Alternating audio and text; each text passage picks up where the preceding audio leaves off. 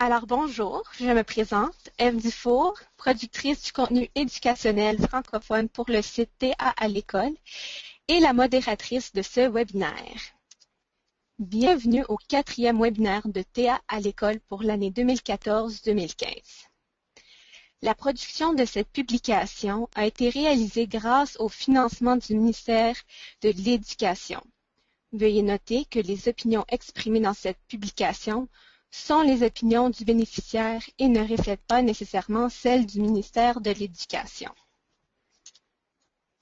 C'est avec fierté que l'équipe TA à l'école anime ce webinaire intitulé « Dépistage d'enfants à risque de présenter des difficultés d'apprentissage de la lecture et de l'orthographe », présenté par Dr Brigitte Stanquet.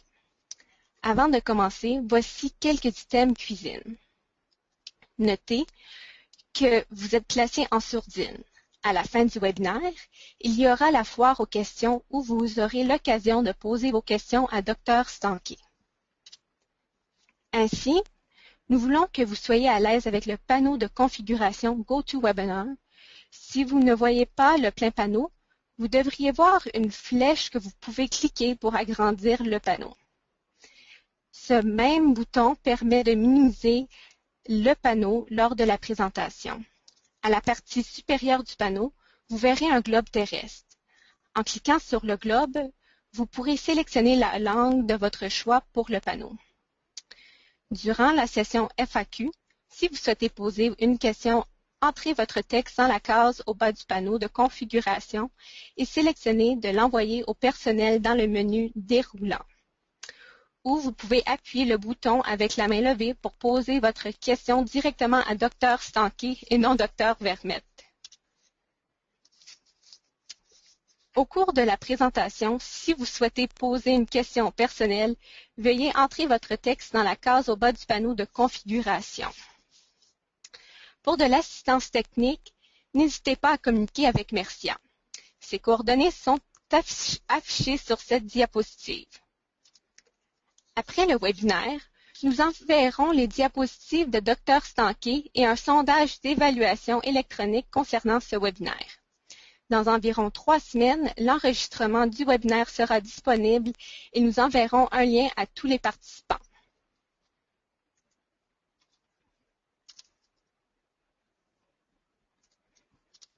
Ceci prend soin des items cuisine. À ce temps, j'aimerais présenter Dr Stanquet. Brigitte Stanquet est professeure à l'Université de Montréal. Ses recherches portent principalement sur l'apprentissage de la lecture et de l'orthographe, de ses difficultés et de sa rémédiation. Orthophoniste, elle a travaillé plus de 15 ans en milieu scolaire auprès d'enfants et d'adolescents présentant des difficultés de langage oral et écrit. Elle est également l'auteure de plusieurs ouvrages et de 2 jeux dont l'objectif est de développer le langage oral et écrit, ainsi que 2 tests de dépistage. Elle anime régulièrement des sessions de formation portant sur le dépistage des troubles d'apprentissage, la dyslexie, dysorthographie et la dyscalculie. Ces formations s'adressent aux enseignants, aux orthophonistes, aux orthopédagogues, ainsi qu'aux parents. Elle détient une maîtrise et un doctorat en orthophonie et audiologie à l'Université de Montréal, ainsi qu'une maîtrise en mathématiques à l'Université de Montréal. Bonjour, Dr Stanquet, je vous cède maintenant la parole. Oui, bonjour tout le monde. Donc, je dois montrer mon écran. Je viens de voir ça, je m'excuse. Je vais attendre de voir. Si quelqu'un peut me confirmer si vous voyez bien mon écran?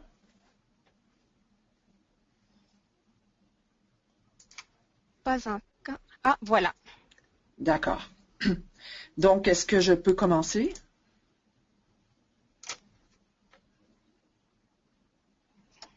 Est-ce que je peux commencer? C'est beau. Oui, c'est beau. D'accord. Oui, donc bonjour tout le monde. Donc, ça va être une présentation sur la dyslexie, pas sur la dyslexie, pardon, sur le dépistage d'enfants à risque de présenter des difficultés d'apprentissage de la lecture et de l'orthographe, donc, entre autres aussi, la dyslexie et la dysorthographie. Alors, je vais vous... Oups, alors là, ça ne marche pas. Alors, si je fais ça comme ça...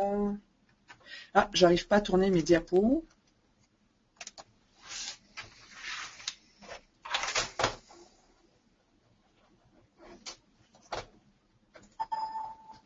OK, donc je vais pouvoir le faire comme ça.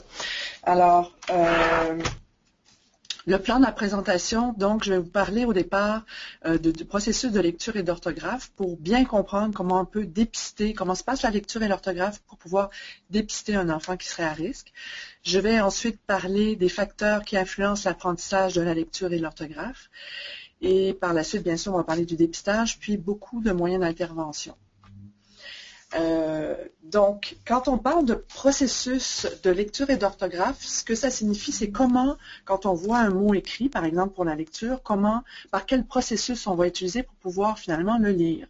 Alors, vous avez ici des mots qui sont écrits à l'écran, et si je vous demandais de lire, bon, par exemple, on va le faire ensemble, le premier qui est lecture, le deuxième, en fait, je vais vous demander de le lire, même si je n'entends pas vos réponses, j'imagine que vous avez lu Fulming.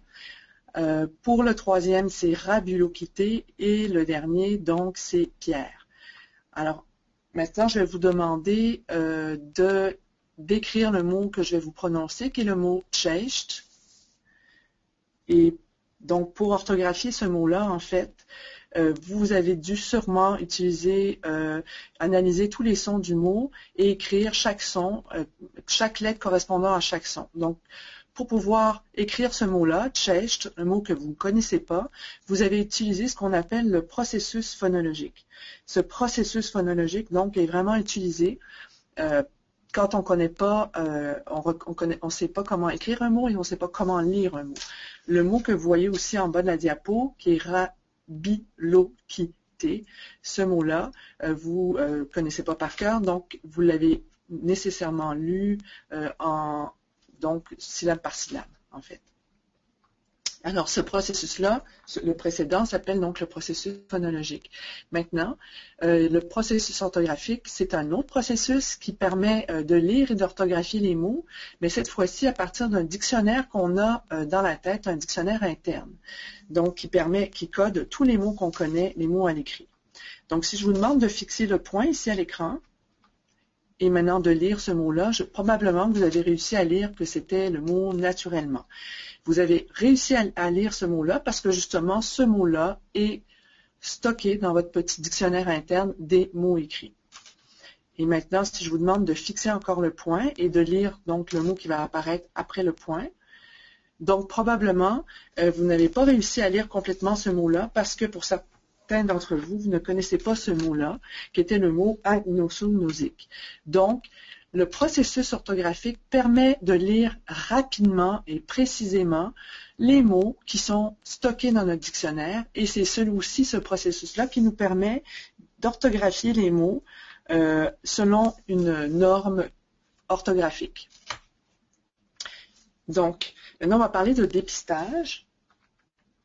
Alors, dans le dépistage, en fait, ce qui est important, c'est que de nombreuses études qui ont réussi à montrer qu'il est possible de dépister des enfants à risque de présenter des difficultés d'apprentissage avant même qu'ils apprennent à lire et orthographier. Donc, déjà, dès la maternelle 5 ans, c'est possible.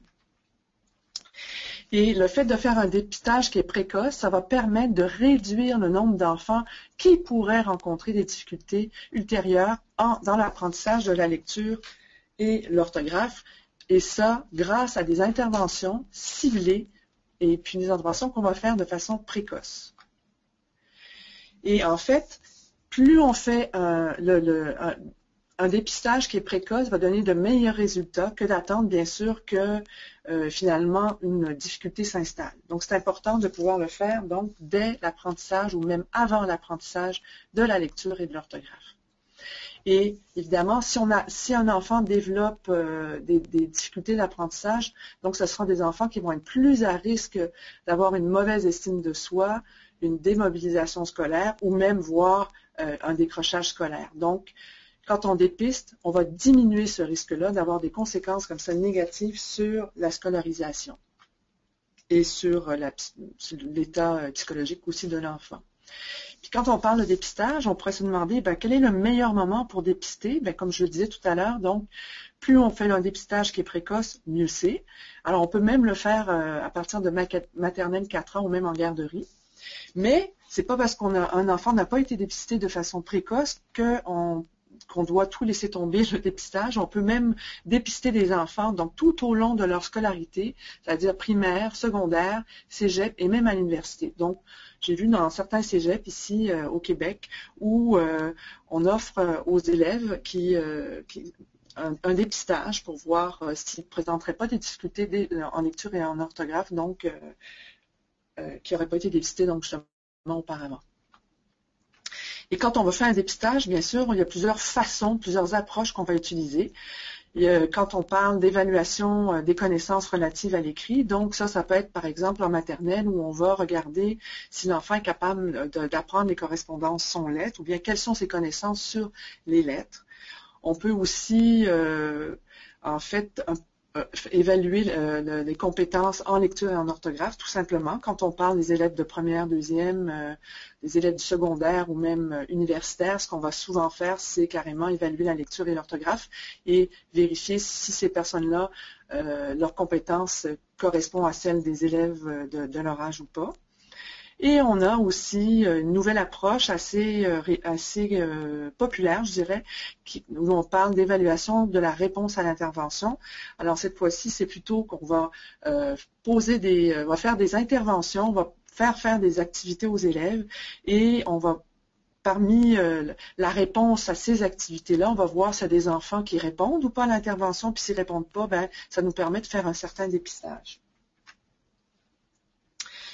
Et il y a aussi d'autres approches comme celle dont je vais vous parler aujourd'hui, qui est l'évaluation des capacités qui sous-tendent l'apprentissage de la lecture et de l'orthographe. Donc, par exemple, comme la conscience phonologique, je vais vous parler de ça, de la mémoire et de l'attention. Mais avant de vous parler donc de ces capacités qui sous-tendent l'apprentissage de la lecture et de l'orthographe, je vais vous parler quand même de plusieurs facteurs qui viennent influencer cet apprentissage-là. Et en premier lieu, je vais vous parler d'un facteur qui est très important, qui est le facteur linguistique. Ce facteur-là, ce facteur linguistique, en fait, ce que c'est que, par exemple, pour coder le français écrit, on va utiliser, comme vous le savez, des lettres de l'alphabet qui, ces lettres-là, vont nous permettre de coder les sons du langage. Et en français écrit, on va avoir 26 lettres de l'alphabet, 15 marques diacritiques, alors les lettres de l'alphabet qui sont ici, les marques diacritiques, ce sont tous nos accents, ok? Et on a aussi ce qu'on appelle des ligatures, donc 2 lettres collées ensemble, tout ça pour coder 36 sons du français. Donc, voyez-vous qu'on a 26 lettres de l'alphabet pour coder 36 sons, ce qui n'est pas, déjà il y a comme une espèce de dichotomie entre les deux. Donc, la particularité de notre français, c'est du code du français écrit, donc c'est qu'on va coder les sons du langage. On n'est pas les seuls, hein, donc les Anglais, les Espagnols, on utilise tous ce principe-là qu'on appelle le principe alphabétique pour coder l'écrit. Par contre, on va voir que dans certaines langues, en fait, on va avoir certaines langues qui présentent énormément ce qu'on appelle des inconsistances. Les inconsistances, ce sont en fait des sons qu'on peut représenter par plusieurs lettres. Par exemple, le son O, en français, peut être représenté de 48 façons différentes. Alors, même si on montre la lettre O de l'alphabet pour représenter le son O, en général, on va aussi leur montrer, bien sûr, le AU, le AUX, le EAU, mais en fait, comme on peut voir, il y a 48 autres façons d'écrire ce son-là. Et ça, c'est ce qu'on appelle une inconsistance. Donc, le O est un son qui est très inconsistant. On a aussi d'autres sons, bien sûr, mais on a aussi tout ce qu'on appelle les lettres muettes en français. Donc, ces lettres-là, donc encore là, c'est une particularité de notre langue où on a beaucoup de lettres qui sont muettes en fin de mot et même dans le mot. En fait, quand je dis le mot attention, il est difficile de percevoir que attention, finalement, va se coder avec 2 lettres T, non pas une seule. Et en fait aussi, ce qu'on a, c'est tous nos homophones. Donc, ce sont des mots qui se prononcent exactement de la même façon, mais qui ont un sens différent et qui s'écrivent de différentes façons. Donc, toutes ces particularités, ce qu'on appelle donc, ce sont des inconsistances, et c'est ce qui va faire en sorte que l'orthographe du français écrit est extrêmement difficile. Donc, justement, les inconsistances constituent l'une des sources majeures des difficultés d'apprentissage de l'orthographe lexicale en français. Alors ça, c'était pour les facteurs linguistiques.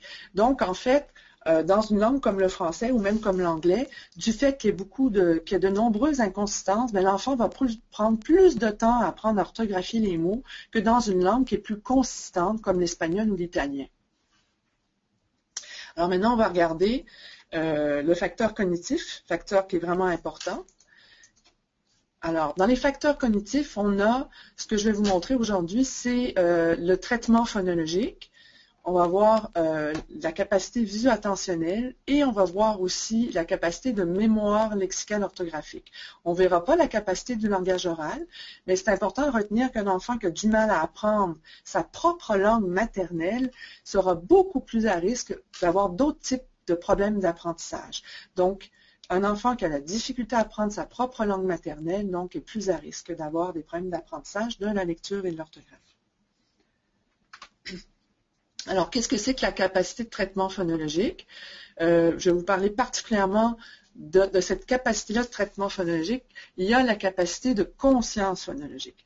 Donc, cette conscience-là, c'est cette capacité qui nous permet d'identifier les sons dans les mots, qui composent un mot parler et les manipuler. Donc, pour orthographier un mot qu'on ne connaît pas, on a besoin d'identifier les sons pour faire correspondre les lettres qui correspondent à ces sons-là, comme le mot tchecht, ce n'est pas un mot que vous connaissez. Alors donc, pour pouvoir orthographier ce mot-là, mais vous n'avez pas le choix que d'analyser les sons et le premier son que vous entendez, bien, vous faites correspondre la lettre qui correspond à ce son-là.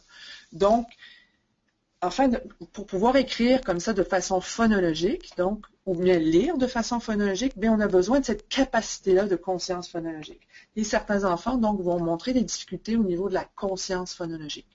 Cette conscience phonologique-là est divisée en 3 sous-consciences qu'on appelle conscience syllabique. Donc là, c'est en mesure de jouer avec les syllabes des mots. Par exemple, comme le mot pantalon. Ben, le mot pantalon comporte 3 syllabes. Donc ça, c'est la première conscience, qui est une conscience qui se développe très tôt, vers 3-4 ans.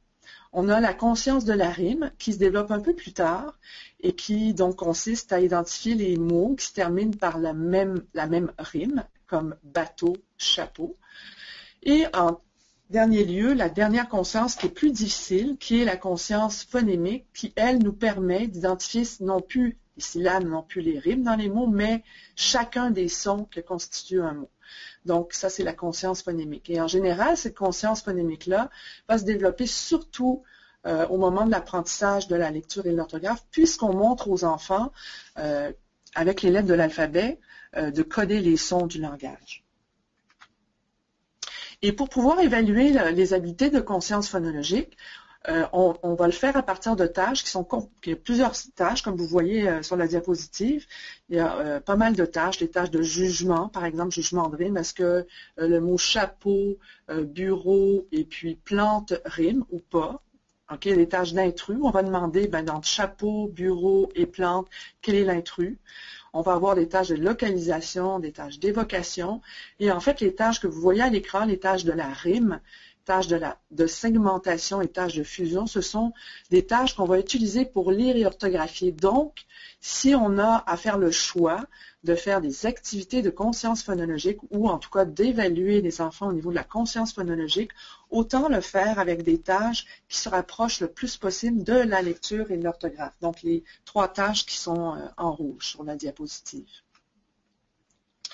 Alors, maintenant, si on veut faire le lien entre la conscience syllabique et la lecture et l'orthographe, donc, chez le lecteur expert, les tâches de segmentation et de fusion syllabique, ça va permettre d'orthographier et lire les mots qui sont inconnus. Maintenant, si je vous demande de lire, si je vous demandais d'écrire le mot rabulokité, bien, probablement que vous écririez ra, bu, lo, qui, té. Donc, vous segmenteriez, en fait, ce mot-là, OK, vous feriez une segmentation syllabique pour orthographier ce mot-là. Ça, c'est chez un lecteur ou un scripteur qui est expert.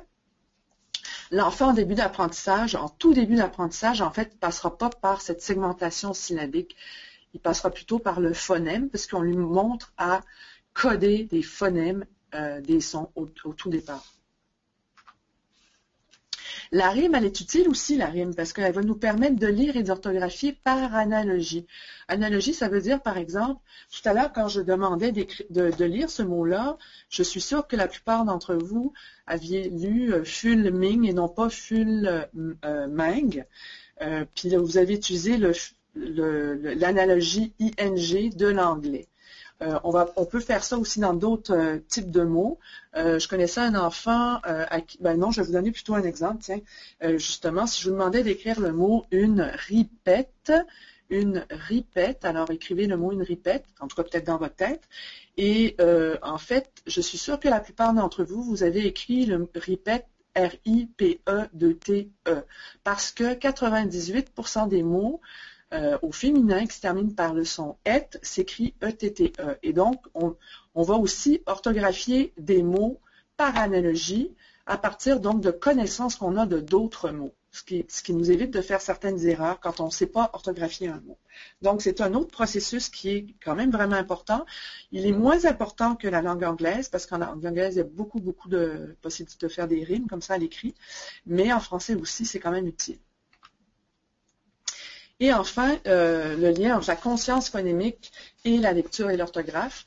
Donc, comme je le disais, c'est qu'on rentre dans l'écrit en apprenant aux enfants à utiliser les lettres de l'alphabet pour coder les sons. Donc, au tout début de l'apprentissage, donc l'enfant va lire et orthographier les mots en faisant de la segmentation ou de la fusion phonémique. Donc, pour écrire le mot tchecht, vous avez segmenté le mot tchecht en phonème pour pouvoir orthographier ce mot-là.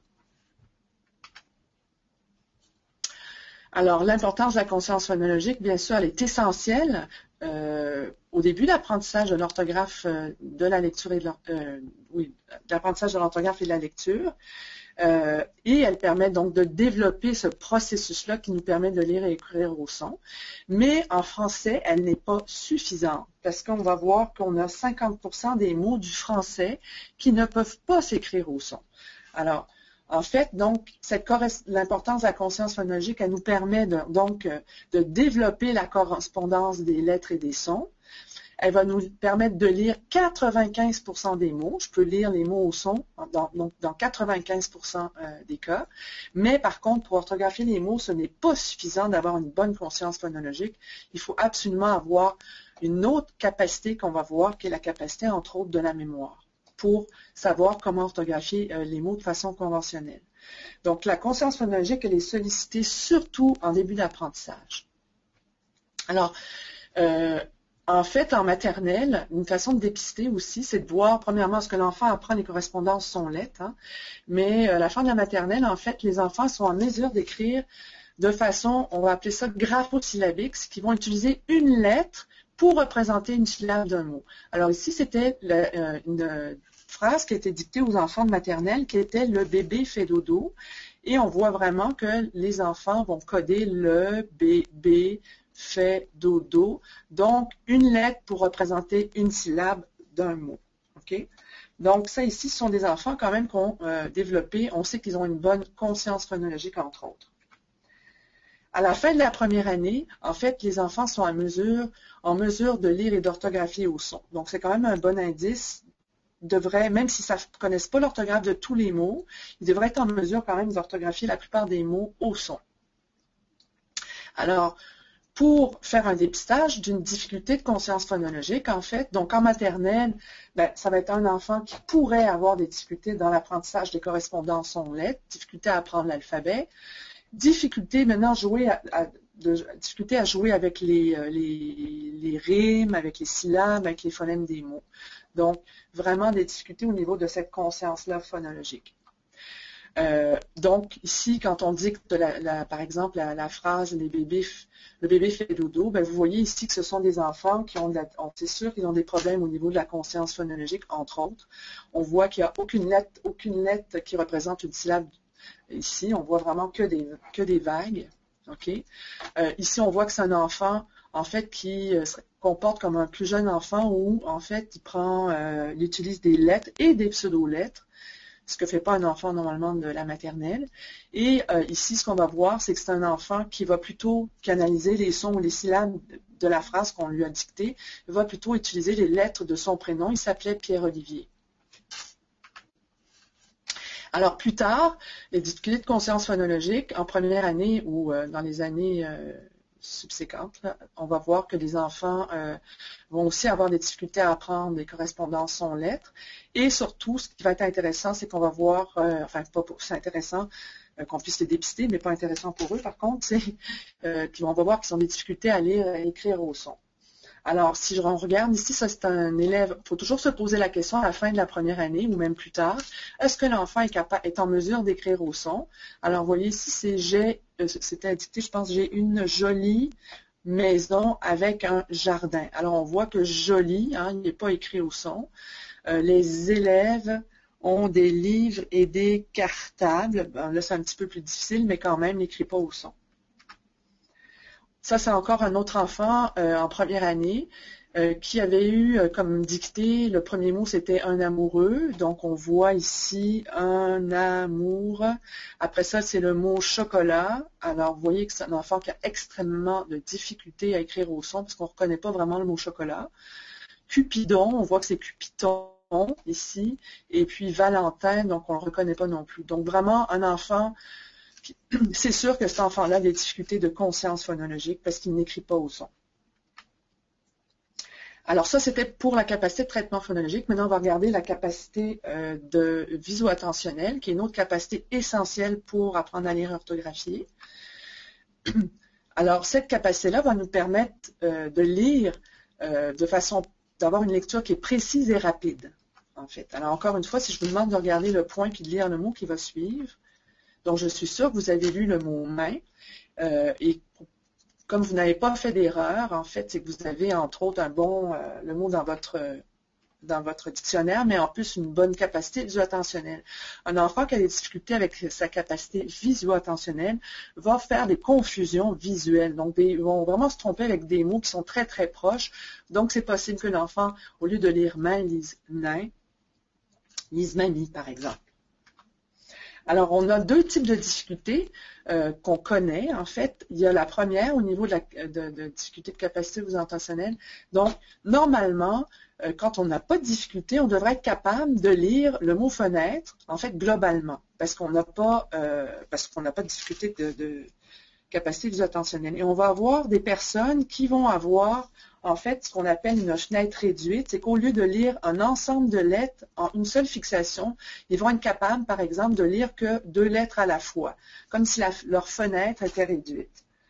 Et donc, ça va donner ceci quand ils vont essayer de lire, puisque la fenêtre est réduite. Donc, la fenêtre visuo-attentionnelle correspond à la voyez-vous ce que ça peut donner? Donc, vraiment une lecture qui est vraiment très, très, très imprécise et où les mots ne sont vraiment pas découpés au bon endroit. Donc, ça va occasionner énormément d'erreurs.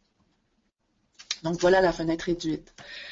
Alors, comment on peut dépister un enfant qui pourrait avoir ce genre de difficulté-là en maternelle? Bien, on va voir que l'enfant va avoir une lenteur manifeste dans les jeux de repérage visuel, pas capable donc de regarder un ensemble d'images, d'objets, de lettres, mais plutôt une fenêtre réduite. Donc, ça va être un enfant qui va avoir du mal à faire des casse-têtes, par exemple, ou bien reconstruire des constructions selon un modèle.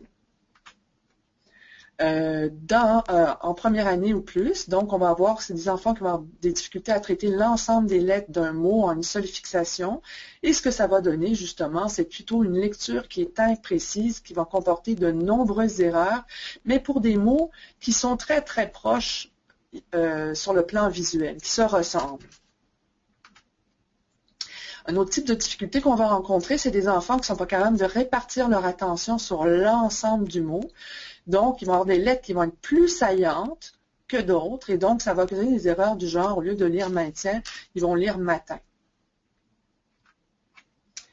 Alors, dépistage d'une difficulté attentionnelle, donc encore une fois, donc difficulté à lire avec précision, et ça va retarder l'orthographe lexicale. Quand je parle de l'orthographe lexicale, je parle de l'orthographe d'usage, donc l'orthographe des mots selon une convention. Alors, le genre de problème que ça peut occasionner, puis ça c'est un vrai exemple, dans un examen, il y avait la question qui était posée, quels sont les principes religieux? En fait, il y a un enfant qui pourrait avoir une difficulté d'attention visuelle, pourrait plutôt lire quelles sont les principales religion. Et donc, vous voyez que c'est quand même deux erreurs qui sont minuscules, mais qui changent entièrement la question et donc la réponse à la question. Alors, voilà pour la capacité visuelle-attentionnelle. Maintenant, on va voir la capacité de mémoire lexicale orthographique. Donc, la mémoire lexicale orthographique, c'est une mémoire qui va permettre de lire les mots globalement et permettre aussi d'orthographier ces mots, donc à partir d'un dictionnaire gardé en mémoire. Cette mémoire, donc, permet de lire et d'orthographier des mots, tous les mots, en fait, de façon globale et rapide, mais sinon, ça nous permet aussi de lire et d'orthographier les mots qu'on dit irréguliers.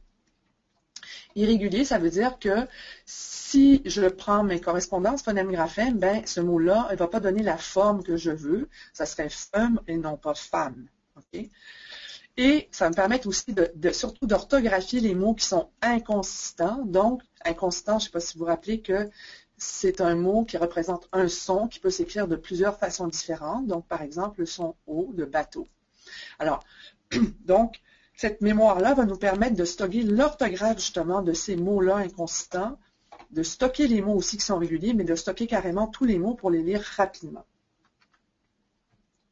Cette mémoire-là, c'est une mémoire qui est différente de la mémoire visuelle des visages, des objets. Alors, un enfant peut très bien avoir une excellente mémoire visuelle des objets, des images, mais par contre avoir une très mauvaise mémoire lexicale orthographique, donc une très mauvaise mémoire des mots écrits.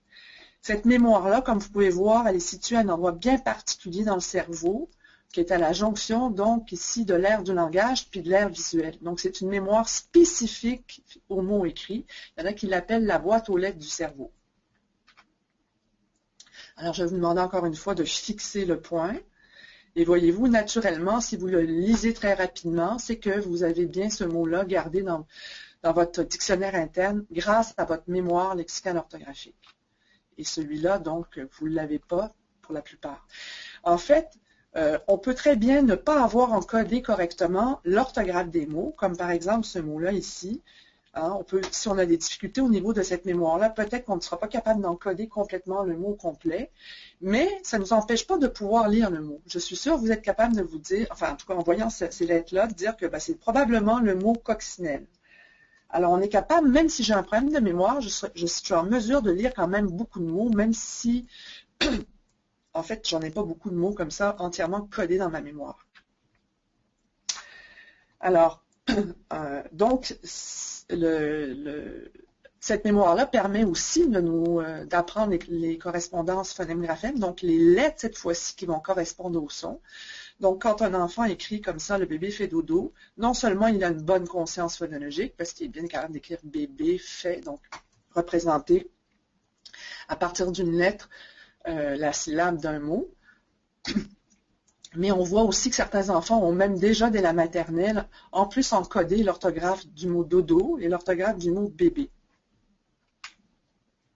Alors, cette mémoire-là, donc, comme je vous disais, nous permet donc d'orthographier les mots qui ne s'écrivent pas au son, dont on doit connaître par cœur l'orthographe, comme le mot, par exemple, dysorthographique, qui peut s'écrire sinon de plein de façons différentes.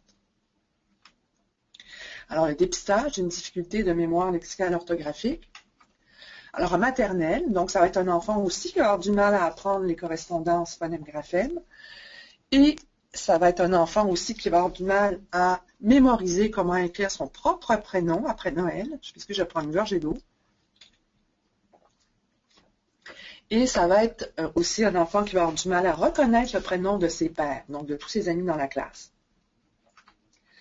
On va voir aussi que quand on fait la dictée, une petite dictée où les bébés font dodo, mais encore une fois, donc des enfants qui ne sont pas capables de mémoriser la façon dont on écrit les lettres ou les lettres qui correspondent aux syllabes des mots. Okay? Donc, on voit ici que ça, c'est aussi des enfants qui sans doute ont des problèmes au niveau de cette mémoire-là. En première année et plus, en fait, donc, ce qu'on va surtout observer, c'est que ça va être des enfants qui ont des difficultés à mémoriser l'orthographe des mots. Et surtout avec les mots, justement, qui peuvent s'écrire de plein de façons différentes, qui s'écrivent au son, mais de façon différente, ou bien des mots qui sont irréguliers, donc qui ne peuvent pas s'écrire au son. On va avoir des difficultés à écrire aussi, à orthographier les mots, les homophones, donc les mots qui se prononcent de la même façon, comme vers, vers, vers, vers, vers.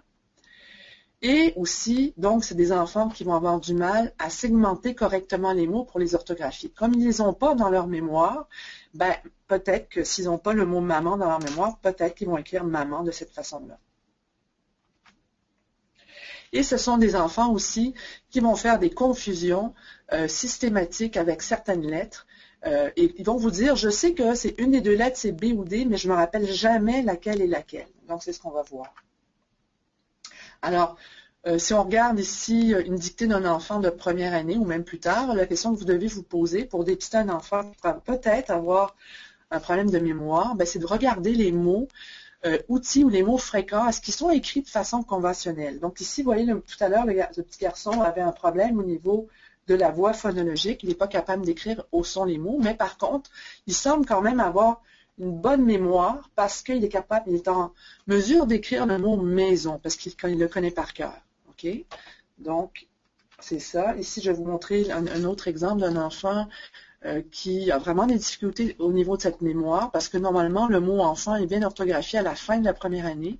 Et voyez-vous, ici, c'est les enfants. Donc, il y a vraiment un enfant qui a beaucoup de difficultés.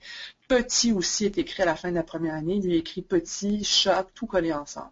Donc, ça, c'est sûr que c'est un enfant qui a un problème au niveau de cette mémoire-là. Alors maintenant, je vous ai montré comment on peut faire un dépistage informel. Il existe bien sûr des tests plus formels. Donc, quand vous voyez dans vos classes un enfant qui a des difficultés comme ça, vous pouvez le référer ou peut-être faire un dépistage qui existe peut-être dans vos conseils scolaires.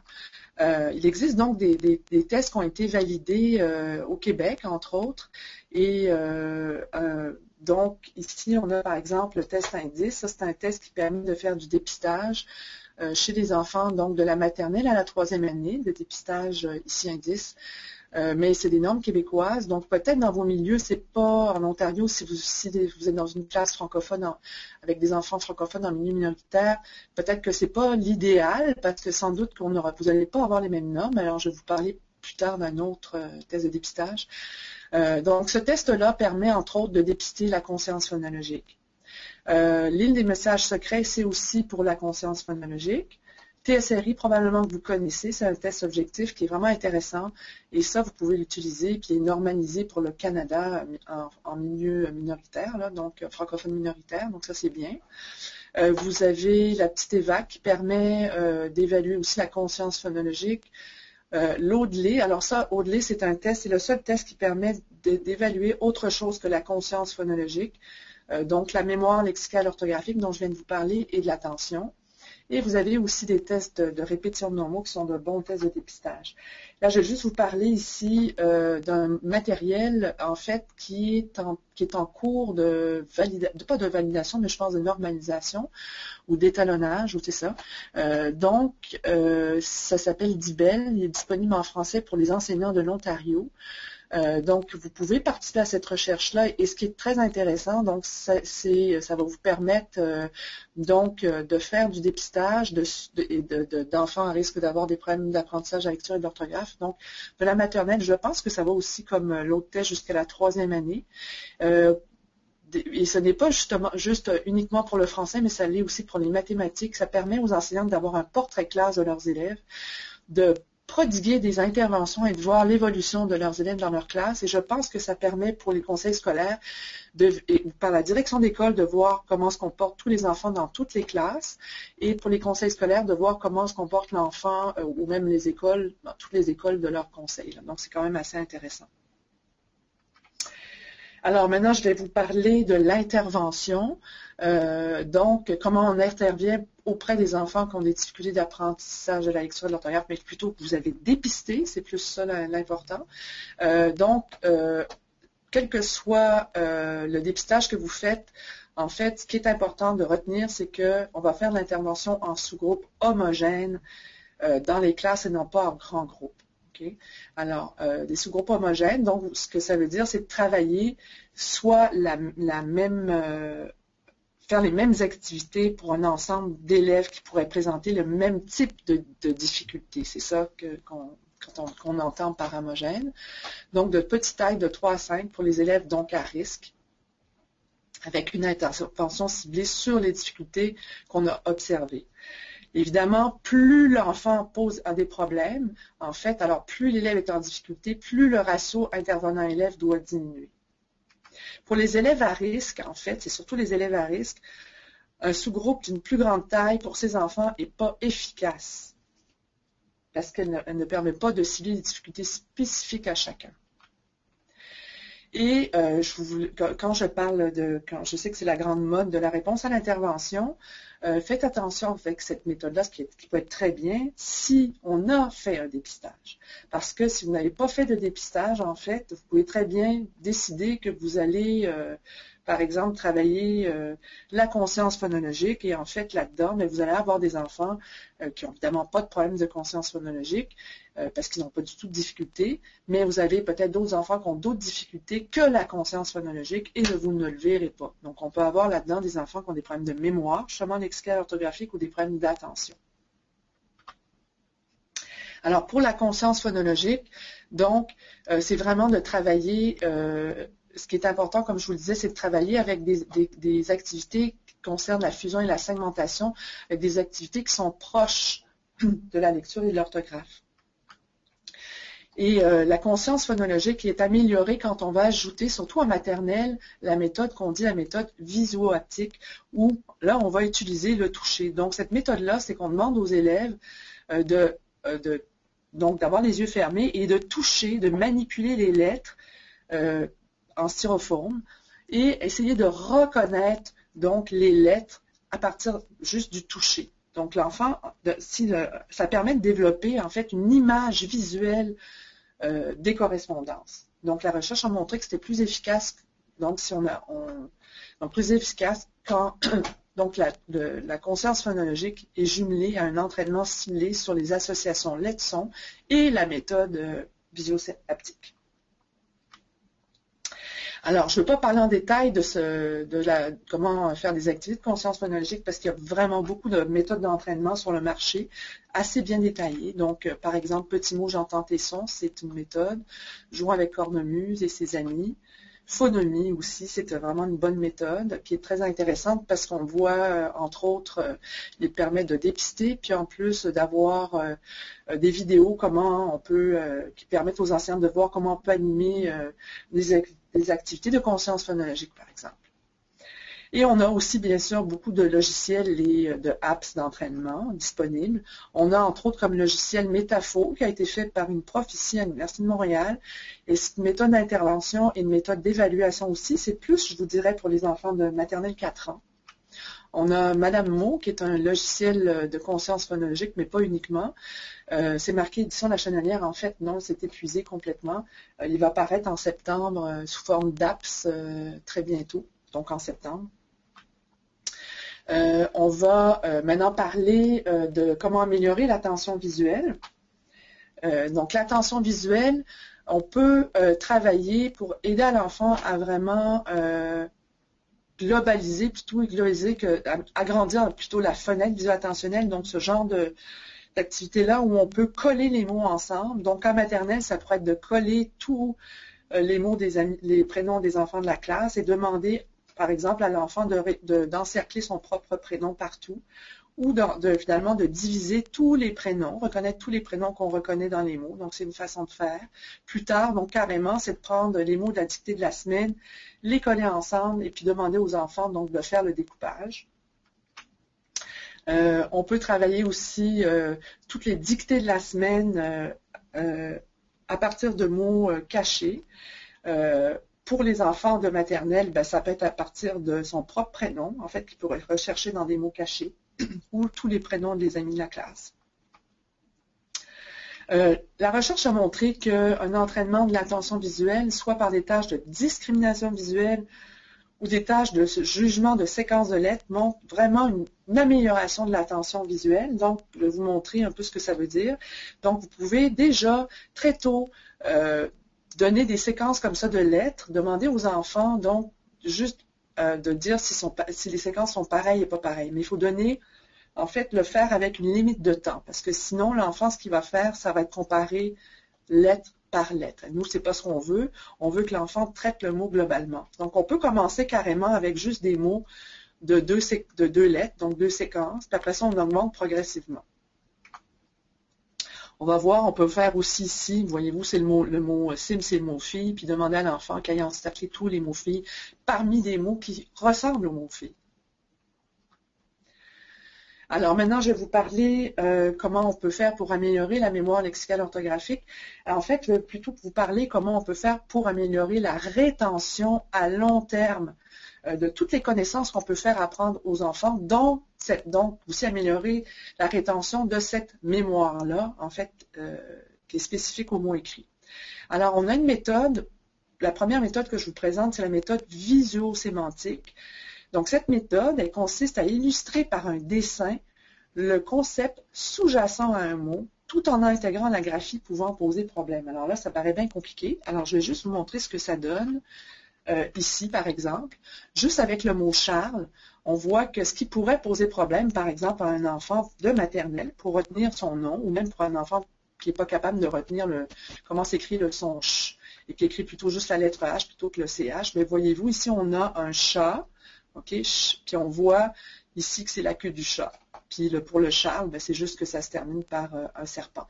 Donc, on va aller faire un lien sémantique, en fait, avec les graphies. Sauf que là, ce n'est pas un lien direct avec le mot. Normalement, idéalement, il faut trouver un lien direct avec le mot, comme par exemple ici, le H de bibliothèque.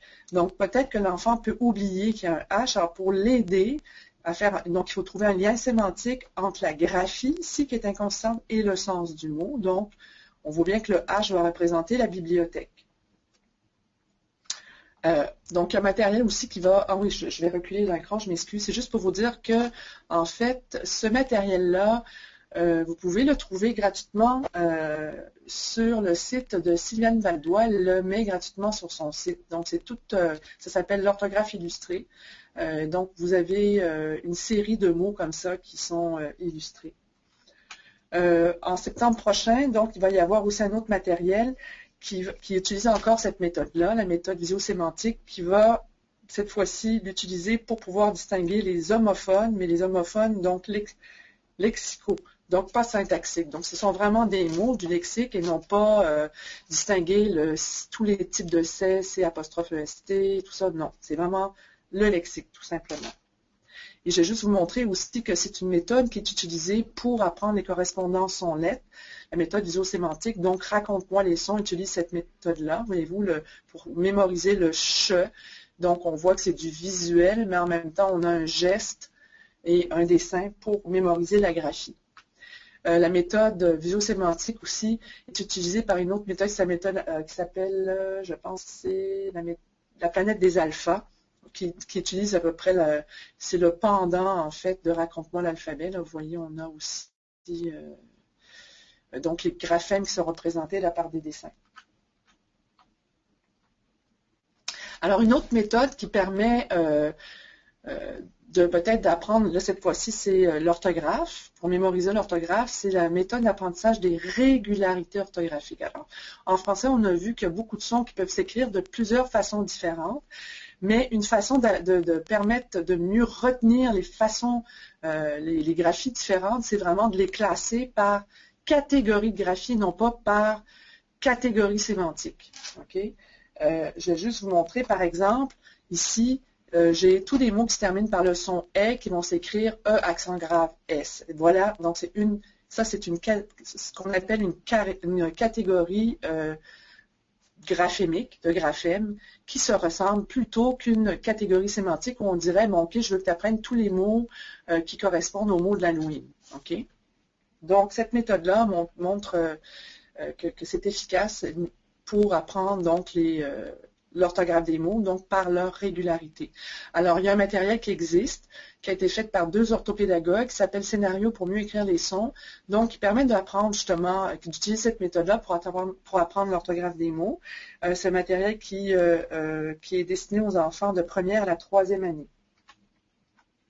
Il y a aussi un autre matériel qui va sortir au mois de septembre, qui va aussi utiliser cette méthode-là et qui va être destiné pour les élèves donc du primaire au complet, donc de l'apprentissage par la méthode des régularités orthographiques. Maintenant, je vais vous parler des méthodes d'apprentissage qu'on appelle la méthode de répartition de l'apprentissage dans le temps. Alors, on a deux types d'apprentissage et ça, c'est bon pour tous les types de connaissances qu'on veut montrer aux élèves, qu'on veut faire apprendre aux élèves. Donc, on va avoir l'apprentissage réparti qui consiste à répéter l'apprentissage après un certain délai et on a l'apprentissage qu'on dit massé qui consiste à présenter les apprentissages à faire, mais sans interruption, donc de façon massée. Juste pour vous montrer ici que c'était pour faire apprendre deux concepts, je pense, des concepts mathématiques aux enfants. Et on l'a fait apprendre, donc c'était, bon, disons si je prends l'exemple de 10 mots de l'orthographe à apprendre plutôt. OK, donc on avait la première méthode où on s'est massé, où donc on apprenait directement aux enfants, on demandait aux enfants d'apprendre les 10 mots d'un même coup. Or que la méthode répartie, c'est que l'enfant commençait par apprendre un 5 mots, le lendemain un autre 5 mots, et après ça, on interrogeait les enfants. Alors, on ne voit pas de différence au premier appel dans le temps, mais si on regarde une semaine plus tard, en fait, on voit que les enfants qui ont appris les mots de façon massée, retiennent beaucoup moins bien que les enfants qui ont appris les mots de façon répartie. Okay? Et donc, ça, c'est à retenir pour tous les types d'apprentissage. Alors, plus la répartition des apprentissages est espacée dans le temps, meilleure est la rétention. Encore une autre méthode qu'on appelle la méthode test-retest. En fait, c'est par exemple de faire apprendre, je dirais, une notion, on va dire une notion, que ça soit des mots en orthographe ou une notion de géographie ou de mathématiques. Alors, on pourrait dire à l'enfant, tu apprends, première journée, tu apprends, deuxième journée, tu apprends une troisième journée, une quatrième journée, puis une semaine plus tard, je te teste. Après ça, tu apprends, je te teste, une semaine plus tard, je te teste, ou bien tu apprends, je te teste, je te teste, et une semaine plus tard, je te teste. Alors, selon vous, quelle est la meilleure méthode entre les trois? Et la réponse est la suivante. Donc, puis ça, c'est pas juste une recherche qui a montré, mais plusieurs recherches. Donc, voyez-vous, la première méthode, c'est study, study, study, study, ce que je vous ai montré. Après ça, apprendre, apprendre, apprendre, apprendre, test ici. Après ça, apprendre, study et test, test, test, test. Et après ça, on fait un rappel au bout de 5 minutes.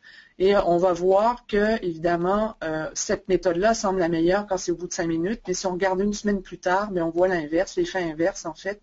Donc, plus on fait des rappels, plus on teste, meilleur va être l'apprentissage et la rétention dans le temps. OK? Donc, l'effet de test-retest améliore la rétention à long terme des apprentissages. Alors, faire apprendre par la méthode test-retest sans que les tests soient sanctionnés, c'est ça qu'il faut faire, donc va apporter de meilleurs résultats. Bien sûr, à la fin, le dernier peut être sanctionné, mais au départ, c'est simplement pour rappeler l'information. Alors, c'est important peut-être plutôt de faire des tests cumulatifs. Donc, l'enfant, ce qu'il va faire, c'est qu'il va vraiment faire des tests, retest, test, retest, test, retest tout le temps quand on fait des examens cumulatifs. Donc, il va avoir une meilleure rétention à long terme. Et la dernière méthode que je vous montre, c'est la méthode d'apprentissage sans erreur. Cette méthode consiste à apprendre de nouvelles informations, donc entre autres l'orthographe, en réduisant le plus possible l'exposition à l'erreur lors de cet apprentissage.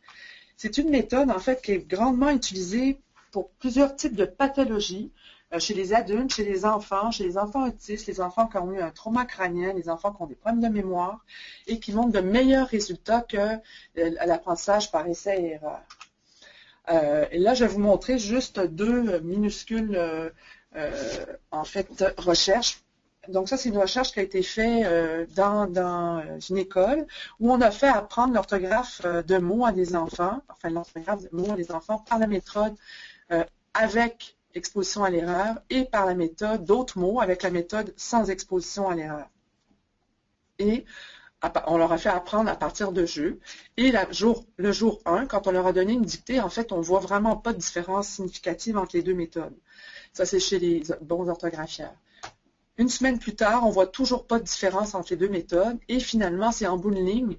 C'était 3 semaines plus tard, on voit qu'il y a une différence, puis elle est significative. En fait, l'apprentissage sans erreur donne de meilleurs résultats. On va voir exactement le même phénomène chez les enfants qui sont, cette fois-ci, qui sont mauvais orthographieurs. Donc, la première journée, il n'y a pas de différence significative, mais même si on voit quand même qu'il semble y avoir quelque chose, mais elle n'est pas significative. Une semaine plus tard, déjà, il y a un écart qui se creuse. La méthode où on évite l'exposition à l'erreur est plus efficace et encore plus efficace, donc 3 semaines plus tard. Donc, plus les apprenants sont exposés à l'erreur, moins ils apprennent l'orthographe. Et ça, c'est important.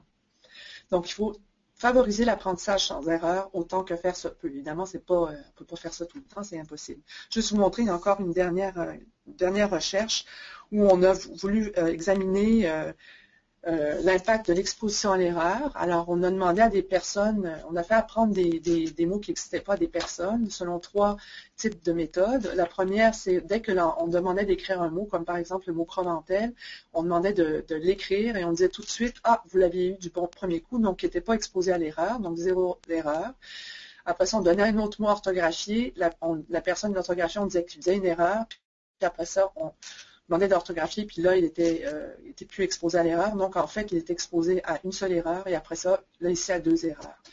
Et en fait, ce qu'on observe, c'est que plus la personne est exposée à l'erreur, moins ici, elle retient l'orthographe par rapport à quand on n'expose pas la personne à l'erreur.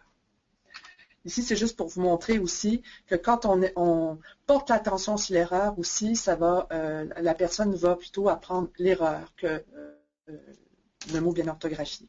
Alors, ça ici, c'était à peu près le même genre d'expérience où là, en fait, on demandait aux personnes donc d'écrire des mots et quand ils faisaient une erreur, on portait attention sur l'erreur, on soulignait l'erreur, puis on disait faites attention, là, vous avez fait une erreur, puis on donnait ce qu'il fallait faire, c'était mieux là, pour orthographier le mot, versus si la personne faisait une erreur, en fait, on ne montrait pas son erreur, on montrait le mot autrement, bien orthographié, en disant voici comment il faut orthographier ce mot-là, c'est là que vous avez fait une erreur, mais à partir du mot qui est bien orthographié. Et là, voyez-vous que ici, donc, quand on porte attention à l'erreur, ben, les personnes font beaucoup plus d'erreurs, donc ils apprennent l'erreur versus quand on ne porte pas l'attention à l'erreur. Alors, si on regarde par exemple une copie, ici une copie justement d'une exposition à l'erreur, voilà un exemple, c'est qu'en fait, voilà, ici, ce qu'on fait, c'est qu'on est en train d'exposer l'enfant à l'erreur, mais non seulement l'exposer, mais porter l'attention à l'erreur. Alors, une façon d'éviter ça, en fait, serait carrément de prendre l'espèce de rouleau blanc où on pourrait masquer la lettre, écrire la lettre correctement et mettre un trait en dessous en disant à l'enfant, voilà, là tu avais fait une erreur, mais voilà comment ça s'écrit. Alors au départ, je peux vous dire que les enfants sont assez surpris et ce qu'ils disent, c'est que ben non, tu vois bien que je l'avais bien écrit parce qu'en fait, ils ne se rendent pas compte que l'erreur est cachée. Mais c'est une façon de faire donc qui permet d'éviter ici le phénomène que je vous ai montré où là, l'enfant va finalement apprendre l'erreur. Alors, dans les quelques dictées des méthodes d'apprentissage pour l'orthographe des mots, donc il existe plutôt plusieurs méthodes. Et parmi ces méthodes-là, il y en a qui sont à éviter parce qu'ils exposent l'enfant à l'erreur. Et par exemple, par contre, celle qui n'est pas à éviter, c'est celle-là, la dictée zéro faute, c'est justement où là, on évite en fait l'exposition à l'erreur. Alors, il existe un programme ici, si vous allez sur ce site-là, qui vous permet en fait de générer, de faire apprendre les mots sans exposition à l'erreur. Grâce à l'enfant doit donc faire plusieurs jeux. Et il y a toujours les mots qui sont bien orthographiés ici. Alors, juste un petit résumé de toutes les façons de méthodes d'apprentissage que je viens de vous montrer. En fait, une illustration que vous pourriez faire à partir de 10 mots que vous pourriez faire apprendre aux enfants, selon toutes les méthodes que je vous ai montrées, serait par exemple que la semaine 1, jour 1, vous faisiez classer des mots par les enfants, donc les 5 mots ici suivants. Donc là, les enfants, donc, vous pouvez faire remarquer aux enfants que c'est tous des mots qui se terminent par le son « est » et que les enfants vont comprendre que ben, le « est » s'écrit de 2 façons différentes. Donc là, on utilise la méthode des régularités orthographiques. Par la suite, on fait faire des jeux, des mots cachés, toutes sortes de jeux avec ces mêmes mots-là. Donc là, on fait apprendre à partir de la méthode d'apprentissage sans erreur.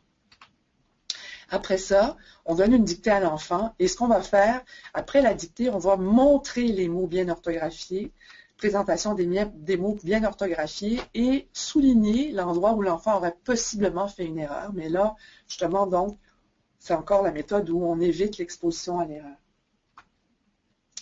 Le jour 3, mais on fait classer 5 autres mots, toujours avec les mêmes types de graphie. Après ça, encore, on fait réaliser des jeux. Et après ça, bien, on fait des dictées non sanctionnées avec l'ensemble des mots. et on continue comme ça jusqu'au jour 5 où on donne vraiment, là, cette fois-ci, une dictée, donc, qui va être sanctionnée. Alors voilà, j'ai terminé mon exposé. Il est exactement 4h30.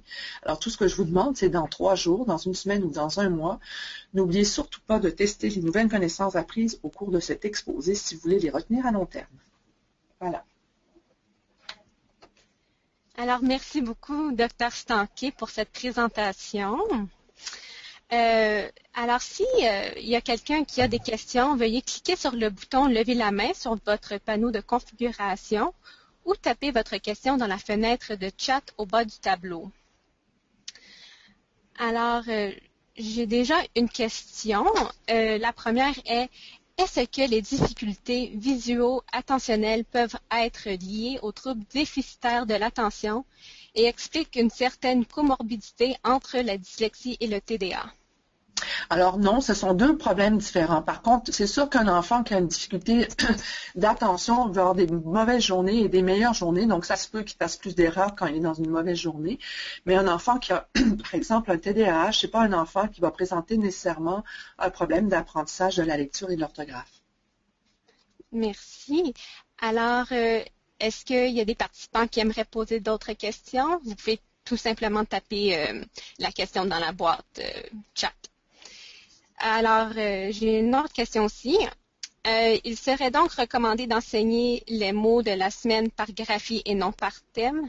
C'est bien ça? Exactement, oui, tout à fait, parce que c'est pas le fait de le faire par thème, ça va pas faciliter la mémorisation de ces mots-là. C'est pas parce que je connais le sens puis le terme générique que ça va m'aider à retenir l'orthographe des mots. C'est plutôt de vraiment les classer par la façon dont ils s'écrivent. OK. Puis, j'ai une question. Est-ce que une règle de lecture, genre colorée avec une petite ouverture, est-ce que c'est un bon moyen de pallier aux difficultés visio-attentionnelles? Je pense que j'ai pas compris ce que ça voulait dire coloré avec une petite ouverture. Genre les petites règles pour suivre avec la lecture? Ça, c'est une bonne question. En fait, c'est vrai qu'il y a des enfants, on va voir que le fait que les mots soient noyés dans d'autres mots, ça va occasionner beaucoup plus d'erreurs. Mais ça, c'est à vérifier avec l'enseignante ou le parent doit vérifier si l'enfant fait moins d'erreurs quand il lit, il est exposé juste à un mot à la fois ou quand il est dans un texte. Et dans ces cas-là, si vous voyez que l'enfant fait énormément d'erreurs quand il est dans un texte versus quand il lit juste un mot à la fois, ben ça, c'est une bonne façon de faire, oui, effectivement. Mais sinon, non. OK, très bien. Et puis, où peut-on trouver les tests d'IBEL? Alors, ce que je vous ai montré tout à l'heure, vous pouvez, je pense que mais vous l'avez peut-être pas dans votre document. Ève, je pense que vous allez pouvoir donner le lien que je vous ai donné et vous pouvez contacter en fait les gens pour participer à cette recherche-là, vous allez tout avoir, en fait, les tests et tout ça. OK, parfait. Et puis, en écriture, nous avons tendance à faire corriger les compositions des élèves. Donc, si je comprends bien, la méthode où il faut réécrire le bon orthographe est à privilégier autant avec les élèves qui n'ont pas de difficultés. Est-ce bien ça? Puis c'est une question de Sabrina. Alors, en fait, pour tous les élèves qui sont en difficulté ou pas, vaut mieux éviter surtout, comme je vous disais, de les exposer à leur propre erreur et de souligner leur erreur. Par contre, c'est sûr que ça dépend de l'objectif. Hein. Si vous travaillez à ce que l'enfant apprenne à produire un texte cohérent et tout ça, ben là, vaut mieux travailler sur la cohérence du texte plutôt que sur l'orthographe et là, pas trop s'occuper de l'orthographe. L'enfant peut être exposé à une erreur. En fait, comme on l'a vu dans la recherche, ça va évidemment baisser un peu les performances, mais pas tant que ça. Donc, idéalement, c'est sûr qu'il vaudrait mieux qu'il ne soit pas exposé à l'erreur, mais c'est impossible. Donc, d'exposer à une erreur, c'est correct encore. Donc, ça pourrait être aussi d'utiliser, en fait, de faire de plus en plus, d'ailleurs, dans les écoles, il y a des ordinateurs. Donc, on utilise quand même des traitements de texte, puis on peut avoir Antidote, ou bien avoir WordQ, ou bien avoir... et là, on peut être exposé juste à une seule erreur, et c'est pas la fin du monde. OK. Et puis, Geneviève demande, Est-ce que les difficultés visio-attentionnelles sont les mêmes qui sont diagnostiquées dans une évaluation cognitive? Peut-on cerner ces difficultés à partir des résultats d'une évaluation cognitive? En fait, je dirais que maintenant, actuellement, oui, mais j'en doute, parce que ce test-là vient de sortir. Il est sorti, en fait, il vient de sortir. Il est sorti au mois d'août l'année dernière, et il y a très peu de neuropsy ou de psychologues qui ont en main ce test-là. C'est un test qui est spécifique à cette capacité-là et que ne dispose pas, en fait, la plupart des psychologues et neuropsy actuellement. Mais maintenant, oui, ça va être, on sera en mesure de le faire. Mais une bonne façon en tout cas, d'avoir une idée, c'est vraiment l'enfant qui fait vraiment beaucoup d'erreurs sur les mots qui sont très, très proches sur le plan visuel, mais qui a aussi un retard, donc, au niveau de la lecture et de l'orthographe, parce qu'on peut faire quelques erreurs quand les mots sont proches sur le plan visuel, parce que on a un problème de vision, premièrement, ou bien parce que l'enfant a un problème d'attention, puis cette journée-là, il est moins attentif. Mais il faut vraiment que ça soit associé aussi à un problème d'apprentissage, bien sûr, de la lecture puis de l'orthographe. Oui, OK. Et puis, Joanne demande, qu'est-ce qui pourrait expliquer qu'un élève qui décode très bien n'arrive pas à transférer ses connaissances phonologiques au moment d'écrire? En fait, il pourrait avoir justement, mais est-ce que l'enfant écrit au son? C'est la question qu'il faut se poser, premièrement. Si l'enfant, en fait, décode très bien, est-ce qu'il est capable d'écrire au son et qui fait des erreurs avec l'orthographe lexicale, probablement que c'est parce qu'il a un problème de mémoire lexicale orthographique. C'est exactement ce qu'on vient de voir là aujourd'hui. OK. Et puis, la même personne pose la question, comment expliquez-vous la différence entre le concept de mot et la mémoire lexicale? La mémoire, c'est une mémoire qui permet de coder l'orthographe des mots. OK, c'est des mots écrits, en fait, parce qu'on a une autre mémoire qui va coder les mots à l'oral. Alors, c'est deux mémoires différentes. Et le concept de mots, ça a un rapport plus avec la mémoire sémantique même. Ça n'a même pas rapport avec cette mémoire-là lexicale orthographique. OK. Et puis, Véronique pose, que pensez-vous des orthographes approchées? Bonne question. Écoutez, moi, je vous dirais que si c'est fait en maternelle, il n'y a aucun problème. Mais par la suite, à partir du moment où on commence à apprendre l'orthographe des mots, je dirais que c'est à éviter. Parce qu'on ne veut pas, justement, exposer l'enfant à l'erreur. On veut que l'enfant apprenne l'orthographe.